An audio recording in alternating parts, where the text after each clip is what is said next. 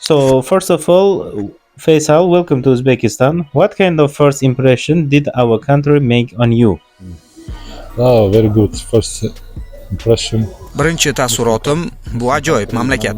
O'zimni juda yaxshi his qilyapman va jamoa ichidagi odamlar hamda boshqalar tomonidan juda iliq va yaxshi kutib olindim. From the players. And compared to the clubs you have played for before, what do you think makes Sogdiana different?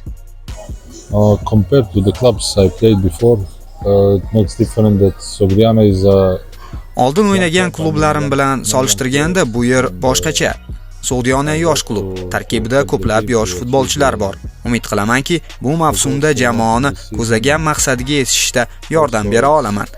Bosh murabbiy tomonidan o'tilayotgan har bir mashg'ulot menga juda yoqdi. Umid qilamanki, bu yil men uchun Sogdianada yaxshi mavsum bo'ladi. I like it. I hope to have a good season this year. Faisal, and could you share your first impressions after joining Sogdiana? My first impressions after joining Sogdiana is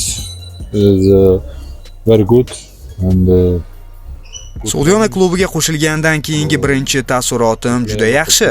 Mashg'ulotlar yaxshi, to'p bilan ishlash juda yoqimli va bu yerda yaxshi vaqt o'tkazishimga umid qilaman.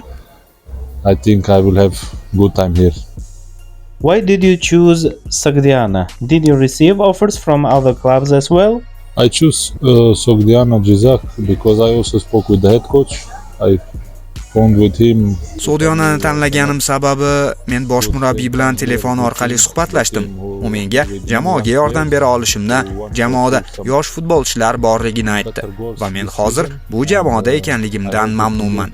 Biz birgalikda o'z oldimizga qo'yilgan vazifani uddalashimizga ishonaman. To achieve my goals and team goals.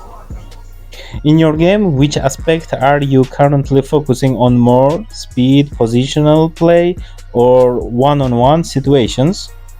My personal aspect in the game is I focus more on speed, running, duels, running in Mening space. o'yin vaqtidagi asosiy vazifalarimdan biri bu tezkorlik, bo'sh zonalarni topish deb o'ylayman.